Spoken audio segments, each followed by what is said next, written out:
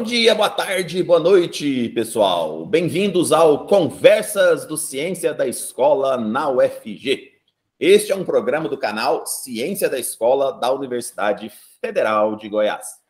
O Conversas tem o objetivo de reunir sempre dois pesquisadores para conversarem sobre uma temática de grande importância e relevância para a formação de professores e que também venham a impactar o ensino de ciências nos níveis fundamental e médio de ensino. Para a estreia, a temática do Conversas de hoje é Reforma do Ensino Médio e a BNCC. Para a nossa primeira conversa, para a nossa primeira temática, convidamos a professora Agostina Echeverria. Bem-vinda, professora Agostina. Fala um oi para os nossos telespectadores. Obrigada, bom dia. A professora Agostina Echeverria é professora titular da Universidade Federal de Goiás, onde coordena o Núcleo de Pesquisa em Ensino de Ciências no PEC da UFG. É líder do Grupo de Pesquisa em Educação Ambiental do CNPq e investiga na área de Educação e Ciências na perspectiva histórico-cultural, de formação de professores e de educação ambiental. Nosso outro convidado é o professor Fernando Cássio, da Universidade Federal do ABC. Bem-vindo, professor Fernando. Olá, gente. O professor Fernando é doutor em Ciências pela USP e professor da Universidade Federal do ABC. Integra atualmente a Rede Escola Pública e Universidade, REPU, e o Comitê Diretivo da Campanha Nacional pelo Direito à Educação. Seus principais interesses de pesquisa incluem as políticas educacionais, desigualdades educacionais, direito à educação, com ênfase em políticas educacionais, políticas curriculares, educação baseada em evidências, gerencialismo e financeirização da educação. Muito bem-vindos, professora Agostina e professor Fernando Cássio. Passo a palavra para a nossa professora Agostina. Muito obrigado, pessoal. Então tá, queria agradecer o aceite do professor Fernando de participar desta nossa conversa, né, de um tema tão relevante, tão presente nas escolas, né? Nós temos alunos de pós-graduação, alunos de graduação, né, que estão muito vinculados ao que está acontecendo hoje nas escolas com essa reforma do ensino médio. Ao longo dos anos, né, muitas reformas foram propostas, né, não muitas talvez, mas várias propostas foram feitas ao longo da história do Brasil, né, e nós temos agora uma proposta que até de reforma que é até qualificada como contra-reforma, né, essa reforma do ensino médio é uma contra-reforma.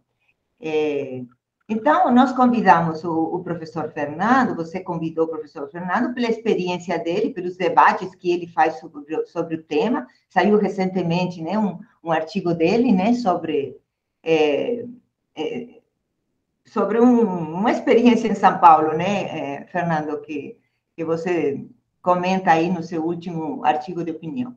Então, eu vou dar a palavra para o professor Fernando e depois eu vou dialogar com ele à medida que a fala vai se estendendo. Mas, assim, para começar, a pergunta seria, qual que é a sua avaliação dessa reforma que está proposta aí? Como é que você vê as implicações, né?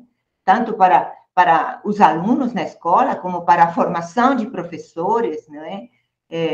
Enfim, é isso. Para começar, seria isso. Bom, essa reforma de ensino médio, né, ela tem primeiro um nome, né, um nome fantasia, né, que é Novo Ensino Médio, né, então ela já tem essa ideia de trazer, né, um ar, né, de modernidade, né, de novidade e tudo mais, né, então eu vou bastante durante a minha fala, assim, me concentrar em, né, talvez mostrar um pouco a função dessa propaganda e a função desse discurso de novidade, de modernidade, né, e por que ele existe, né. Então, eu vou começar, Agostina, assim, fazendo, né, retrocedendo historicamente um pouquinho, né, para dizer uma coisa, quer dizer, o ensino médio brasileiro, né, tem muitos trabalhos, muitas pesquisas, né, que vão mostrar que, na verdade, ele sempre foi, né, assim, desde sempre, do ponto de vista da legislação, de como é que o Estado, né, os governos foram aí propondo as políticas, implementando as políticas, ele sempre foi feito de um jeito meio improvisado, né? Quer dizer, o ensino médio, ele foi, quer dizer, abriu-se o ensino médio e ampliou-se o ensino médio porque isso era uma consequência natural da universalização do ensino fundamental. Uma vez que o ensino fundamental vai se universalizando, o ensino médio também, né, quer dizer, as expectativas de escolarização da população, elas aumentam, né? Então, seria esperado que isso acontecesse, como aconteceu, né? Então, acho que essa é a primeira coisa que a gente precisa dizer. Um outro elemento relacionado ao ensino médio, a expansão da escola, né, no Brasil, tem a ver com uma coisa que é muito importante a gente ter em mente, ter em conta, que é o papel das lutas sociais por educação no Brasil, né? Então, existe um diagnóstico da Ana Paula Corte, que é um diagnóstico muito preciso, que vai dizer o seguinte, olha, o ensino médio, né, e a expansão da educação no Brasil, ele não é uma coisa assim que o Estado, ele nunca se antecipou à demanda social por escola, né? O Estado, ele sempre ia respondendo, reagindo, né? Então, assim, as pessoas precisam de escola, cria escola, né? Precisa de não sei o quê, faz não sei o quê. Então, no fim das contas, a coisa foi feita de um jeito meio mal planejado, pensando no ensino médio. Nunca teve um projeto de ensino médio, em nenhum momento. A gente pode olhar, né, na Lei de Diretrizes e Bases de 1971, a Lei 5692, tinha lá uma menção ao que era chamado ensino segundo grau na época, né? Mas, assim, não havia um projeto mesmo de construir um ensino médio de massas, universal, para todo mundo, né? Então, no fim das contas, assim,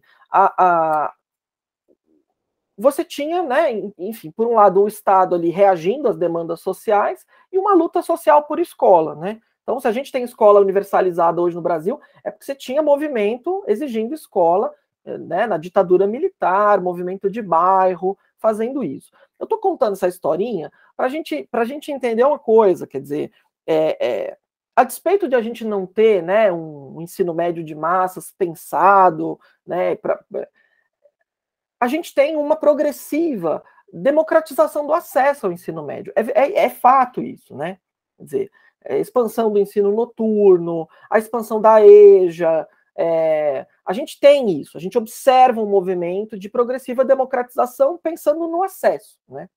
Então, no fim das contas, quando a gente vê hoje essa reforma de ensino médio, né, que na verdade ela tem efeitos de diminuição do acesso, né?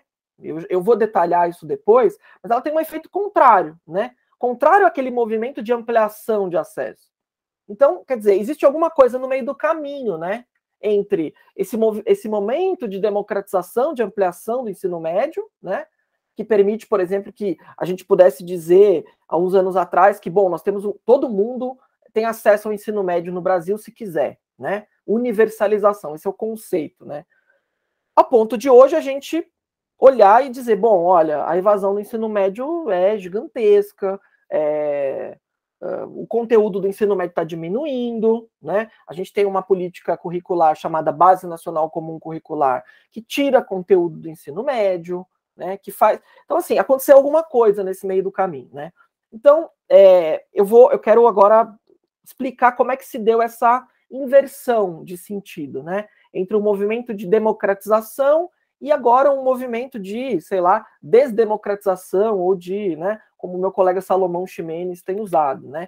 Bom, eu e várias pessoas, né, quer dizer, identificamos aí o marco, né, um marco de inversão nisso, que é o golpe de 2016, né? Quer dizer, o golpe de 2016, ele tem uma função ali,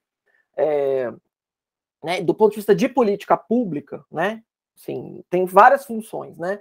Mas tem uma função ali do ponto de vista de política pública que é inverter um sentido de democratização, né? Então, assim, dizer, olha, o povo não cabe na Constituição, né? Os direitos não cabem no orçamento, então a gente vai mudar o foco dessas políticas. Então, é essencialmente isso. Isso não quer dizer que esse movimento, né, de ataque sobre os direitos não tenha começado antes, tá? Então, quero dizer isso, porque é importante. Mas a gente tem um marco muito importante que define mesmo uma mudança radical, né, inclusive na composição dos ministérios, de quem manda, né, de quem define as agendas, né, da política pública.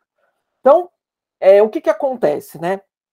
A reforma do ensino médio, né, que tem esse nome, ela acontece precisamente nesse movimento.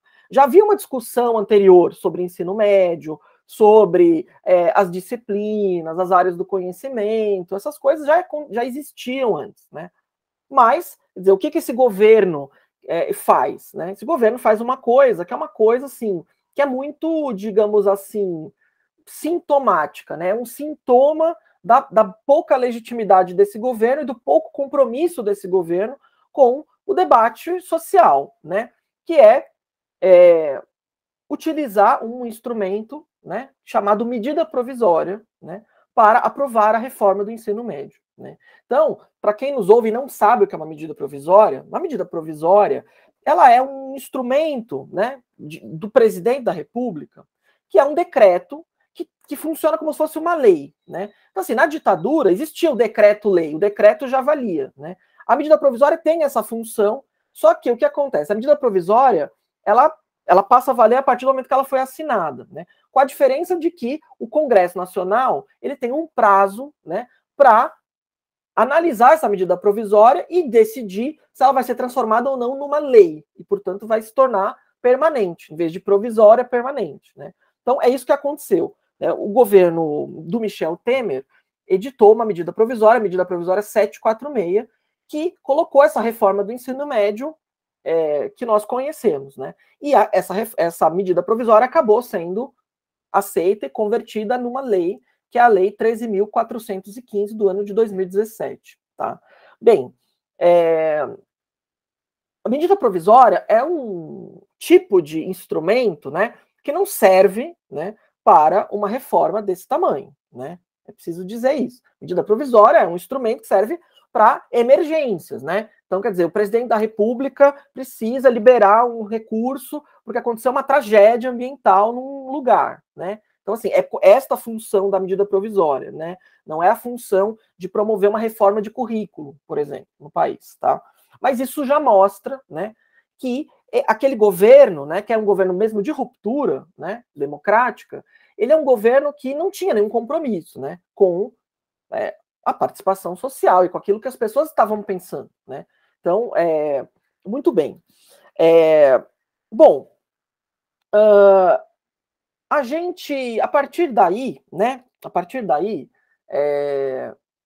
entra num processo, né, nos últimos 5 anos, né, de várias ações, né, no sentido de implementar, colocar para funcionar, né, o novo ensino médio no país, né? E é por isso que agora, só agora, nesse ano, ele começa a chegar nas redes estaduais, no estado de Goiás, no estado de São Paulo, em todos os estados, né? E aí, em cada estado, isso vai acontecer de um jeito. Por quê? Porque os estados do Brasil, as redes estaduais, têm autonomia em relação à gestão dos seus sistemas de ensino, tá? Eu vou falar disso daqui a pouco, né? Das especificidades, assim, né? Mais das redes. Mas eu quero fazer um comentário para conectar um pouco a discussão do novo ensino médio com a discussão da BNCC, que eu acho que é importante e relevante, né? Para a nossa conversa aqui. O novo ensino médio, né? Assim como a BNCC, eles são reformas curriculares, né? São reformas de currículo, tá? As duas. Aliás, é importante dizer que a ênfase das reformas educacionais no Brasil, nos últimos muitos anos, né, algumas décadas, tem sido precisamente a reforma de currículo, né? Com raras exceções, né? Pensando, por exemplo, na expansão do ensino universitário público, tal, mas assim, na educação básica, a ênfase é nas reformas de currículo, né?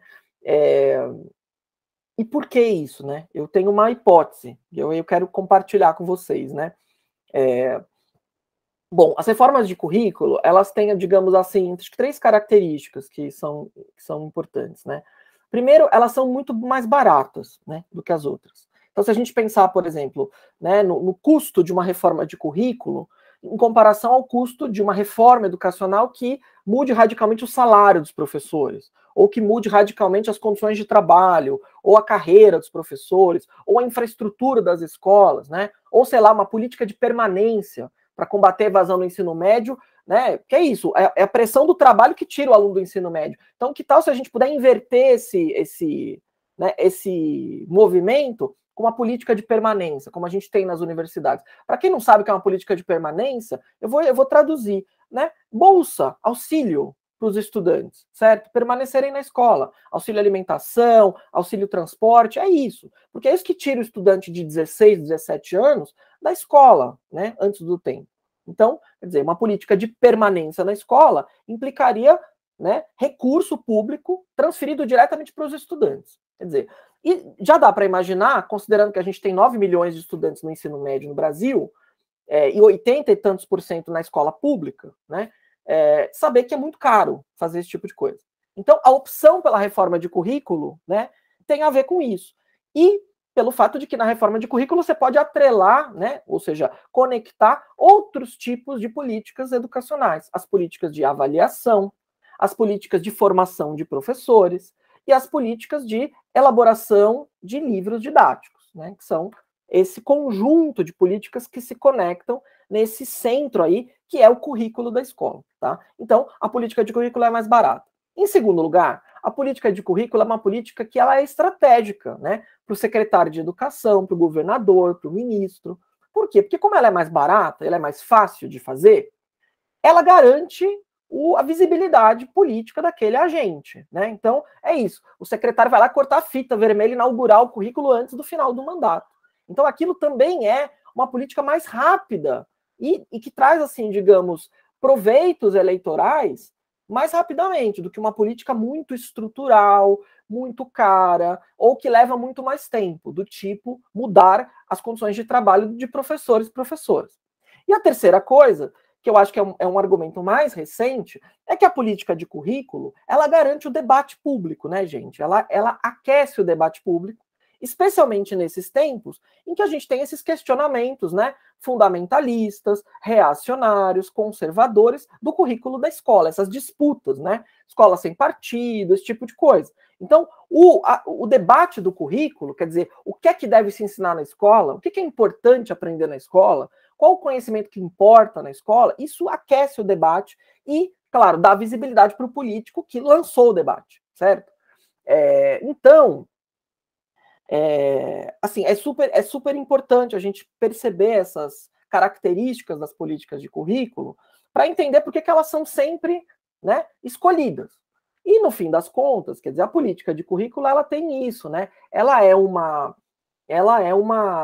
escolha, né, sempre em detrimento das outras. Então, assim, por isso que a reforma do ensino médio, gente, a propaganda dela, ela vai fazer o seguinte: a propaganda desde 2016 do novo ensino médio, voltada para os estudantes, para vocês que estão nos vendo, e para os professores também, mas muito mais para os estudantes, o que ela vai dizer para vocês? A escola é chata, a escola é irrelevante, a escola não tem nenhuma relação com o mundo contemporâneo, a escola não tem sentido, né?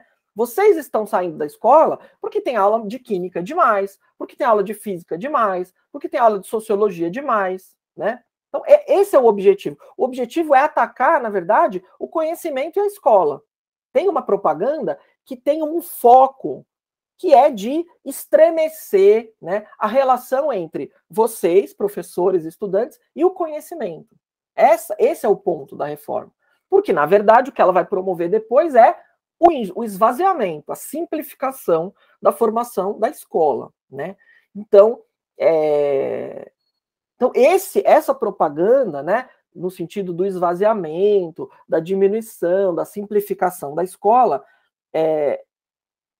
ela vai se justificar com base nessa ideia, né, de que a escola é inútil, certo? De que tem coisa demais, e que é por isso que a gente tem, por exemplo, uma quantidade de estudantes muito grande saindo, evadindo da escola e abandonando os estudos antes do tempo, né? Então, vai se atribuir à escola e aos conhecimentos escolares toda a responsabilidade pelas mazelas da educação no Brasil, né? E aí, com isso, vai se depositar na reforma de currículo todas as esperanças, né, de transformar a educação no país, né? Só que, claro, isso não é verdade, porque o que tira os estudantes da escola não é o currículo da escola. O que tira os estudantes da escola são muitas coisas. Esse é um fenômeno que não é monocausal, ele não tem uma causa única, ele tem muitas causas, ele é um fenômeno complexo. E, bom, uma das causas mais relevantes é precisamente a pobreza, é precisamente a pressão de ter que trabalhar, porque a vida econômica é muito presente e ela domina tudo, né? Inclusive domina a nossa a opção por estudar ou não, né? Veja, por exemplo, uma pesquisa feita, né, com estudantes de redes de ensino, por exemplo, de 2 estados diferentes, Pernambuco e São Paulo, né? São Paulo é um estado muito mais rico, um estado que tem mais emprego, etc., né? Você vai ver que num estado mais rico, com mais emprego, os estudantes também abandonam mais a escola. Não é o contrário. Quer dizer, não é no estado mais rico, com mais emprego, que por exemplo, poderia ter uma proteção social maior. Naquele estado, os estudantes deixam mais a escola. Isso mostra, por exemplo, essa relação difícil entre a educação e o trabalho, né? Então, é importante a gente lidar com isso. Então, Agostina, e aí a gente depois passa a falar dos aspectos mais próximos da reforma, né, desta. Mas é isso, a reforma do ensino médio, ela se justifica com base num fato social real, que é de você ter um grande número de jovens que saem do ensino médio e que não vão para a universidade e também não conseguem um emprego. Isso é verdade, isso acontece. Só que ela atribui uma causa para esse fato que é falsa. Ela vai dizer que esse fato acontece porque a escola é que não é significativa na vida das pessoas. E isso é falso, porque é muito fácil, né? Quer dizer, a escola é simplesmente o melhor culpado, o melhor bode expiatório, né, para isso. Então eu aponto o dedo para a escola, aponto o dedo para os professores, aponto o dedo para os conteúdos, e aí justifica uma reforma de currículo, que na realidade não vai atacar os problemas mais sérios, mais estruturais, mais difíceis de atacar, que são a desigualdade e a pobreza, né? Então, ela se justifica assim.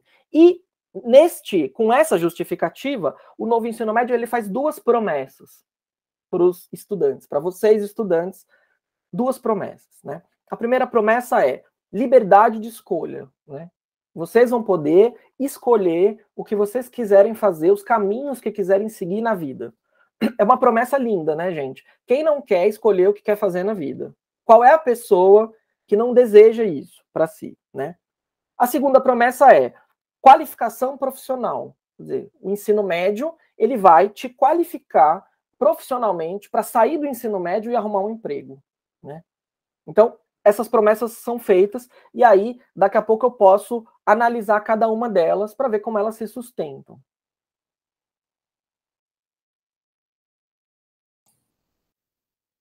Liga o fone, companheira.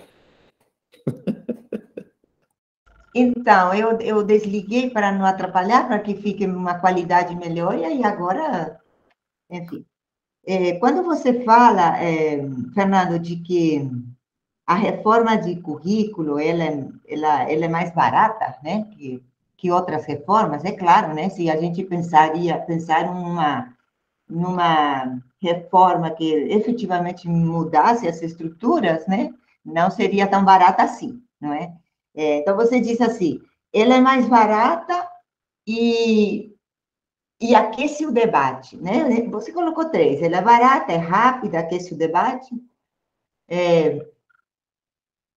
Eu penso que, porque uma questão que sempre se coloca é o que ensinar na escola. Você terminou dizendo, né? Você vai escolher o que você quer ensinar, se coloca muito nessa discussão, e que está acontecendo aí nas escolas, né? O que ensinar, né? Que conteúdo ensinar, e aí se faz toda uma discussão, né? Mas há uma questão que nunca se coloca nessas reformas rápidas, que para que sociedade queremos formar, que homem e que mulher queremos formar, essa pergunta não se faz. Porque se essa pergunta se fizesse, né, para que sociedade queremos formar, né, para a formação de que sujeito, isso não está colocado, não é? Se a pergunta fosse essa, aí essa reforma curricular, ela estaria vinculada a outras mudanças e não seria tão barata assim, não é? E nesse debate que se faz, você... nesses debates que Escola Sem Partido e outros, ela promove o debate, sim, sabemos que promove, certamente, mas as perguntas sempre são restritas a uma mudança de superfície e não a uma mudança mais estrutural, né, de uma proposta curricular, né? E enquanto, só para tirar algum elemento para você continuar conversando, e outra questão que você colocou no final da sua fala, de que promete liberdade. É uma falsa liberdade, porque a escola, a reforma do ensino médio, ela está pensada, você disse, 80%, né, de jovens da classe trabalhadora, não é isso? Esse dado que você deu. Então, a reforma do ensino médio, ela está pensada para a grande quantidade de filhos da classe trabalhadora que não tem tanta liberdade assim como está se propondo.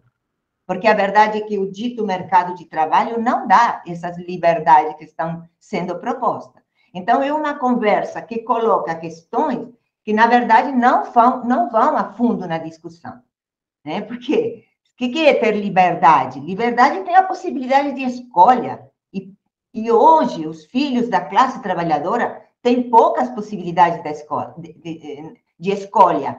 Quando eles saem, abandonam a escola, é por uma falta de possibilidade de escolher. Ninguém abandona a escola porque teve duas opções, ou fica ou não. Abandona a escola para trabalhar, porque por outras demandas sociais, não é? Então, esse debate que se estabelece é um debate que, de certa forma, pensando em termos educacionais e na educação que eu defendo, é um falso debate às vezes. Não, eu concordo. Eu acho que assim, você já avançou, né, na análise de um dos pontos, de uma dessas promessas, né? Essa promessa de liberdade, né? Então, alguns meses, eu escrevi um texto chamado A Farsa do Ensino Médio Self-Service, né?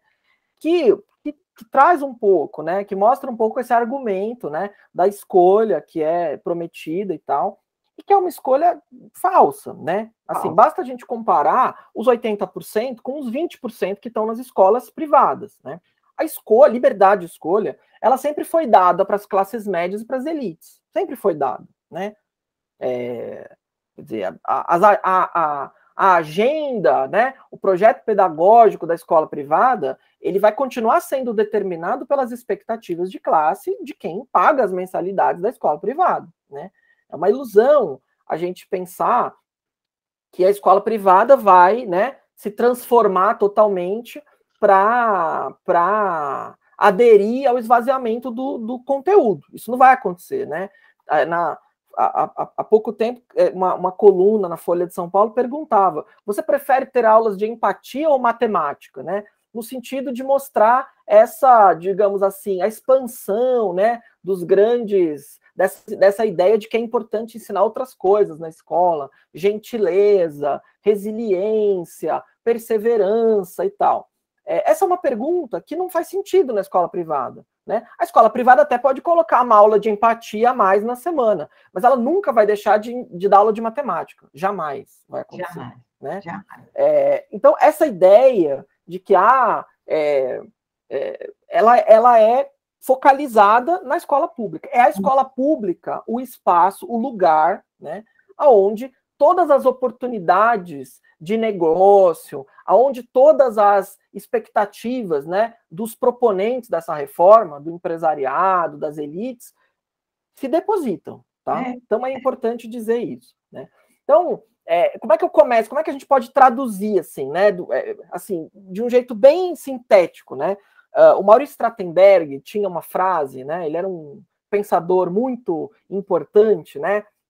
Que criticava tanto as direitas quanto as esquerdas. Era uma pessoa que tinha uma veia anarquista forte. E ele dizia o seguinte: toda vez que a gente não quer mudar nada, a gente faz uma reforma na educação. Então, essa ideia de que as reformas educacionais, elas servem para manter certas estruturas sociais inalteradas, né? Então, é precisamente esse o sentido, né, dessa reforma de ensino médio, e da BNCC, mas é que a BNCC, ela é muito mais, assim, o currículo prescrito, né? Ela é o livrinho de regras, né? O novo ensino médio, ele é mais complexo, porque ele é o livrinho de regras e ele também estabelece vários níveis de mudanças, né? Ele muda a organização dos alunos na escola, na classe, na rede, o regime de trabalho docente, tudo vai mudar, né? Então, é por isso que é mais interessante discutir o novo ensino médio, porque ele é mais complexo, né? Então, é uma reforma de currículo que vai ter vários níveis de mudança, né? Ela vai mudar, inclusive, até a distribuição dos alunos na classe na escola, né? Fazendo essa coisa de distribuir os alunos nos tais dos itinerários. Muito bem. Então, eu vou agora olhar as duas promessas, tá? Então, a primeira promessa é a promessa de liberdade de escolha, né?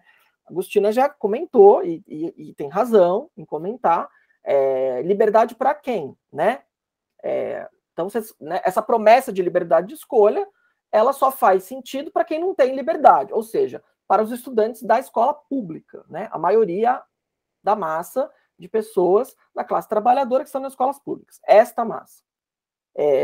E como é que vai se realizar, né, do ponto de vista da política pública, esta liberdade? Quais serão as condições que vão ser oferecidas para a conquista da liberdade? Então, assim, o discurso liberal é maravilhoso, né, porque ele promete, assim, coisas maravilhosas, inspiradoras, só que na hora de executar é que a gente vê, né? Muito bem, então, qual é a solução? A solução é flexibilização curricular. Essa é a ideia, né? É você transformar o currículo oficial numa coisa que para o ensino médio é foco, né? Numa formação básica, muito concisa, muito resumida, né? Com ênfase em português, língua portuguesa, matemática e inglês, né? Não é nem língua estrangeira, né? Porque, inclusive, essa é uma mudança também do governo Michel Temer, né? A mudança da relação do Brasil com seus vizinhos da América Latina. Então, a língua espanhola foi limada do currículo, eliminada, né? Então, é língua inglesa, tá? Muito bem. E algumas aulas, né? Das outras disciplinas, né? Durante o primeiro ano e um pedacinho do segundo ano. No restante do tempo, né? O que existe é essa ideia de itinerários formativos, ou seja, os alunos escolhem os caminhos que querem seguir na vida, né? Porque as pessoas têm projetos de vida diferentes, né? Etc. Essa ideia, né? Muito bem. Só que é assim, né? Bom, a gente poderia imaginar que bom, né? Que as pessoas vão poder fazer escolhas. Quer dizer, no papel, a ideia parece ótima, né? Quem não quer fazer uma escolha e estudar aquilo que gosta na vida? Eu não tenho, né? Isso não é nenhuma vergonha assumir isso. Todo mundo quer, né? Ter a liberdade de fazer escolhas. Muito bem. Mas como é que eu faço essa escolha, né? Quer dizer, como que a gente escolhe uma coisa na vida? Bom, a gente precisa saber do que se tratam essas coisas. Como é que eu vou saber, né? Como é que eu vou escolher uma coisa se eu não sei o que é, né? Se eu não sei nada sobre essa coisa? Ou se eu não sei nada sobre as outras coisas que eu não vou escolher. Então, a propaganda da reforma, ela ataca essa ideia que a gente desenvolveu no Brasil de um ensino médio generalista, universalista, né? Ela ataca essa ideia como se essa ideia não fosse boa. Porque, afinal, poxa, todo mundo vai ser obrigado a estudar matemática? Não precisa, né, gente? Poxa, não precisa disso, certo? Essa química, né? É essa a ideia, né? A ideia de atacar mesmo o conhecimento, né? Atacar tudo, né? E outra coisa, não só atacar o conhecimento, mas de achar, né? De vender uma ideia de que se a gente vai eliminar as disciplinas, né? A gente vai realizar esse projeto que eles chamam de interdisciplinaridade. Então, a ideia de interdisciplinaridade da reforma do ensino médio, ela se baseia na supressão, na eliminação da disciplina. E essa é uma ideia falsa também, né? Porque a interdisciplinaridade, gente, na ciência, na pesquisa, ela tem a ver precisamente com você aproveitar, né, as diferentes ferramentas das disciplinas, né? As diferentes perguntas que as disciplinas fazem para o mundo, que são diferentes. Então, o ataque ao conhecimento, né, ele passa por essa ideia de flexibilização do currículo, né? Muito bem. Agora vamos analisar como é que essa ideia de liberdade de escolha, né, ela se realiza na prática, ou ela não se realiza na prática. Então, nas redes de ensino que já estão implantando o novo ensino médio, como a rede de São Paulo e outras, né, a maioria das escolas vai ofertar 2 itinerários. Né? 2 itinerários, simplesmente para manter as áreas do conhecimento na escola. Né? Quer dizer, então, no estado de São Paulo, se ofereceram 10 itinerários, mas a maioria das escolas oferta só 2. Né? E quem escolhe os 2? Bom, é a própria escola, gente. Né? A escola tem um coletivo lá de professores que tem uma formação específica. A escola tem um número de salas específico e não tem como ampliar a oferta dos itinerários. Tem escola que tem 50 estudantes, né? Como que você vai ofertar todas as coisas? Então, ainda que você faça uma enquete com os estudantes, uma pesquisa, e pergunte, o que você quer estudar na sua vida? Né?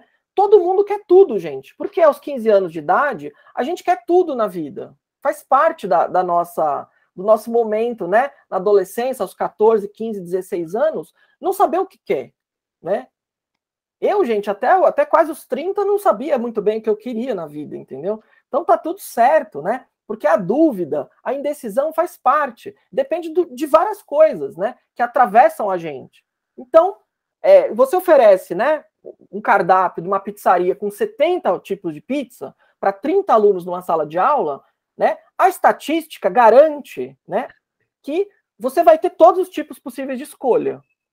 É isso. Isso é uma questão matemática, tá, gente? Então, assim, é impossível você tomar a decisão de ofertar 2 itinerários dentro de um cardápio com 34, respeitando o desejo de liberdade de escolha de cada um. Ou seja, essa ideia individualista da liberdade de escolha, ela não se realiza na vida, né? Porque ela tem uma série de impedimentos que são dados pela realidade objetiva da escola, né? O número de salas, os professores que trabalham lá, o tamanho da escola e etc. Tá? Vou dar alguns exemplos para vocês. O Brasil tem 5.570 municípios, tá?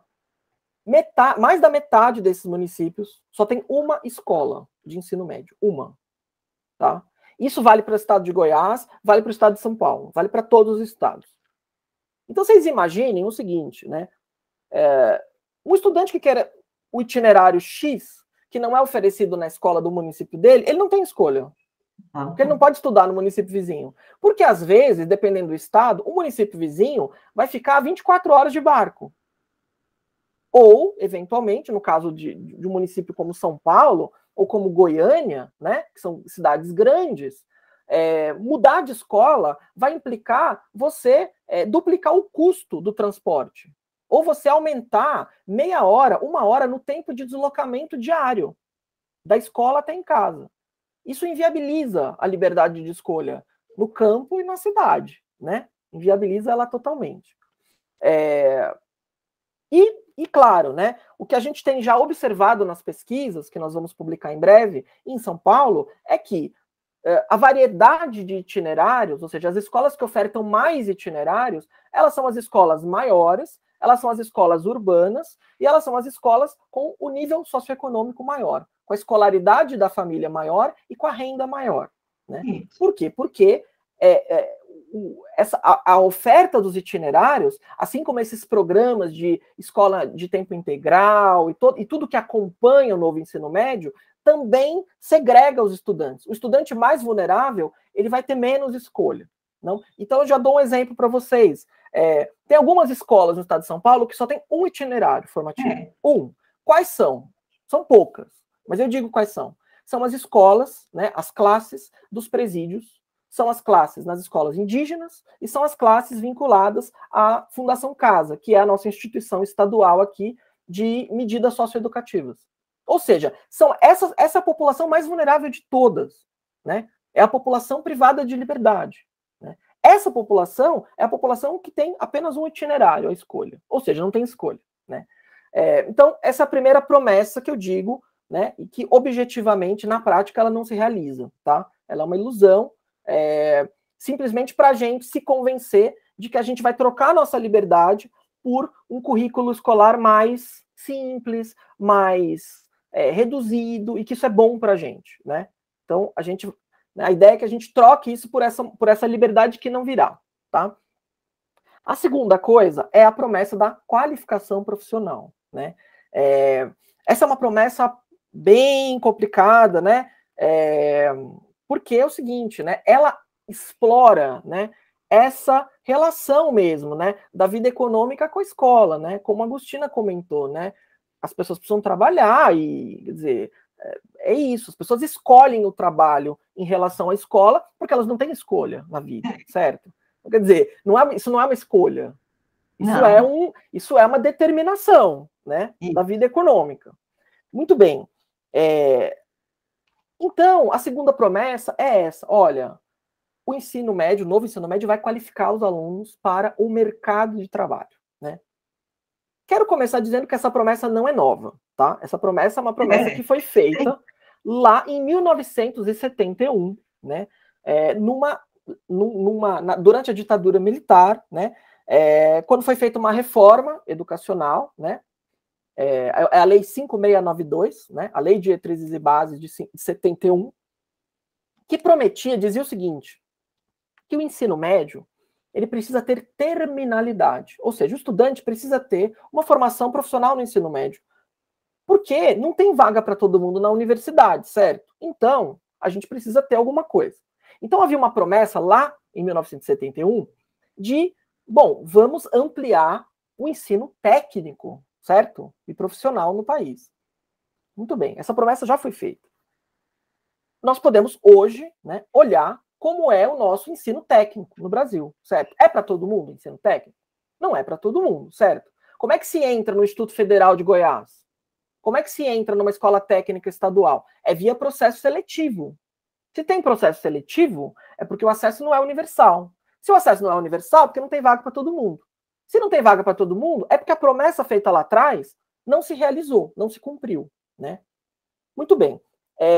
Alguém, por acaso, né, ouviu falar que a reforma do ensino médio pretende ampliar a rede física das escolas técnicas no Brasil? Não. Não. Porque essa é uma reforma de currículo, ela não tem a função de mudar estruturalmente o acesso, né, à escola.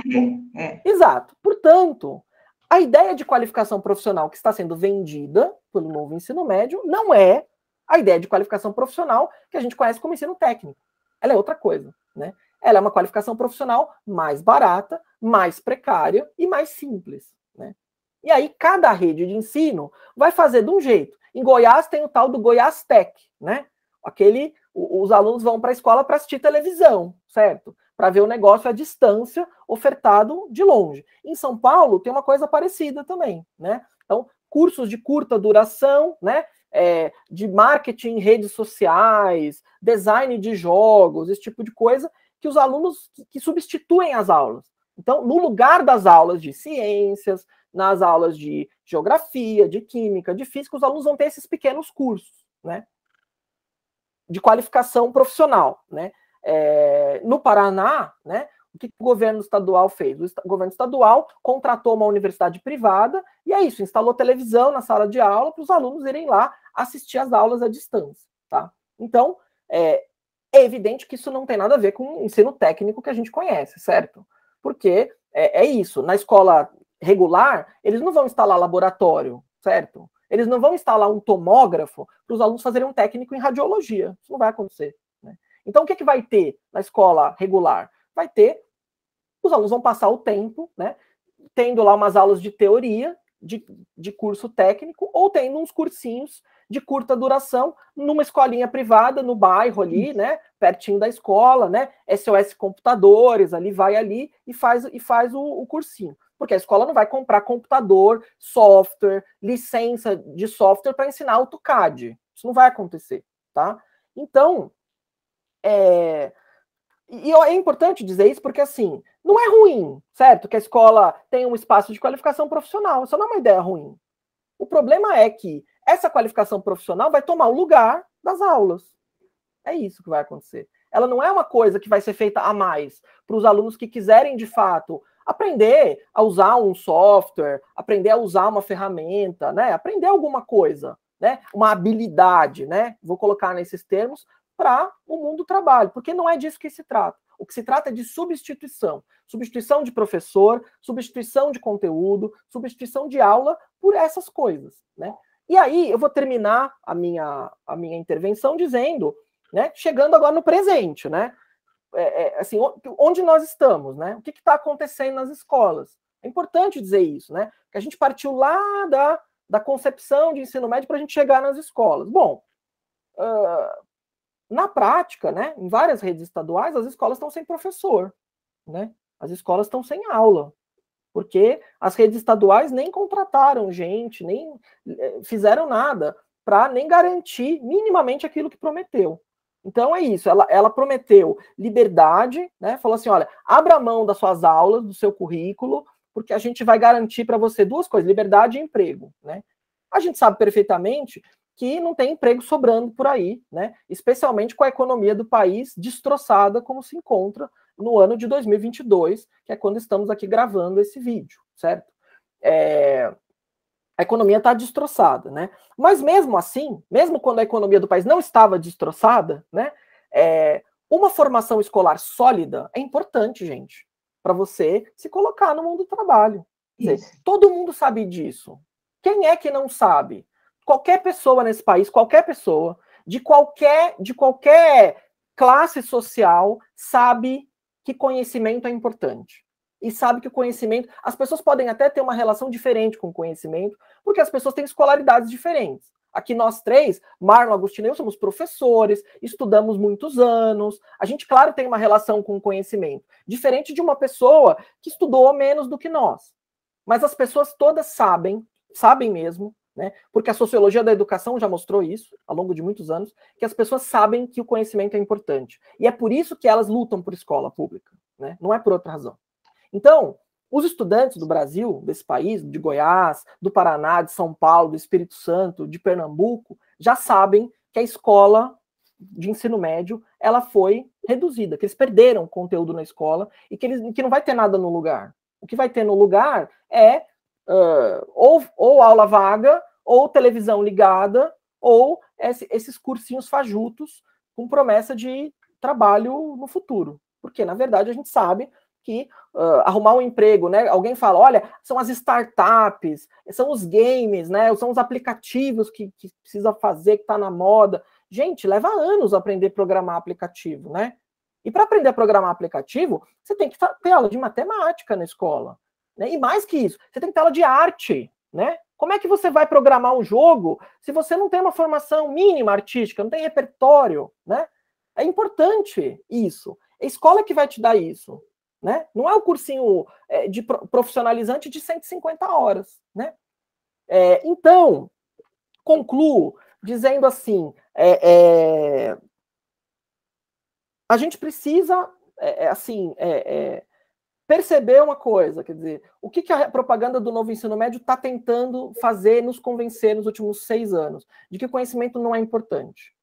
Quer dizer, a função da propaganda é essa, é nos persuadir, né? Por que ele está tentando fazer isso? Porque as pessoas sabem que o conhecimento é importante. Então eu preciso justamente atacar a relação das pessoas com o conhecimento, né? Eu preciso falar mal da tabela periódica, né? Que é um dos maiores empreendimentos intelectuais da história da humanidade. Eu preciso falar mal do Teorema de Pitágoras. Eu preciso falar mal dessas coisas. De aula de literatura, de poesia. Eu tenho que falar mal disso. Porque, na verdade, é isso que eu vou eliminar. E aí eu acho, e termino mesmo, que assim, talvez a síntese, né, as duas sínteses mais perfeitas, né, de como essa reforma é nefasta, né? E a quem de fato ela serve. Porque o Agostina tem razão. A gente tem que fazer essas perguntas. O Paulo Freire faz essas perguntas. A quem serve esse currículo? E contra quem é esse currículo? Né? Acho que assim, as duas coisas, né? Primeiro é ver o Estado de São Paulo, por exemplo, distribuiu para os professores um material didático que tem como apoiadores, né? Apoiadores, uma empresa chamada iFood. Vocês conhecem essa empresa, certo? Essa empresa, iFood, apoia o material distribuído nas escolas estaduais de São Paulo. Né? Uma empresa que a gente sabe muito bem que tipo de uso e de exploração faz em relação ao trabalho pouco qualificado. Né? A segunda coisa é isso, assim, quer dizer, a partir do momento que a gente perde a vergonha e coloca o nome do iFood na capa do material, a gente já deixou claro, né, qual é o verdadeiro objetivo dessa reforma, né, que é dar menos escola para quem mais precisa de escola. Isso. Bom, nós, muito boa a sua conclusão, Fernando. Nós estamos já no final, né, Marlon? Já precisamos finalizar, né? Eu gostaria, já não tenho mais tempo, acho que essa conversa dava para fazer outras conversas, né? Que ela abre o leque para outras discussões, né? Eu só queria retomar um pouquinho esse final, e antes também o Fernando falou de que se ataca o conhecimento, né? Se ataca o conhecimento quando todos sabem que conhecimento é importante, e atacando o conhecimento, se ataca uma formação integral dos nossos jovens, não é? Porque, na verdade, que formação defendemos? É isso quando eu digo, para que jovem estou propondo uma mudança? Então, qual é a formação que a gente defende? Uma formação que seja completa, que abarque toda a personalidade do ser humano. E aí entra tudo, entra artes, entra filosofia, entra educação física, entra tudo. Então, é um ataque ao conhecimento e um ataque à formação que a gente defende, de uma formação integral para esses alunos que são filhos da classe trabalhadora e estão lá nas escolas públicas. É por isso e por outros motivos, mas aqui acho que conseguimos sintetizar a nossa crítica a essa reforma do ensino médio. No mais é isso, né, Marlon? Ultrapassamos já nosso tempo. Eu queria agradecer, Fernando, você ter aceito. Acho que tivemos uma boa conversa aqui e continuamos em outro momento, talvez, né? Muito bom, professor Agostinho e professor Fernando. O Conversas Ciência da Escola da UFG agradece a presença do professor Agostinho e do professor Fernando. Foram ótimas as considerações e as conversas que nós tivemos aqui. Cara professora, caro professor, cara estudante, caro estudante, não fique quieto, né? Ouçam os debates, ouçam as conversas, façam leituras, não aceitem facilmente aquilo que lhe é dado, como disse o professor Agostina e o professor Fernando. Aguardem, então, o próximo Conversas, se a gente deixa um abraço para vocês. Até mais, até o nosso próximo programa. Um abraço!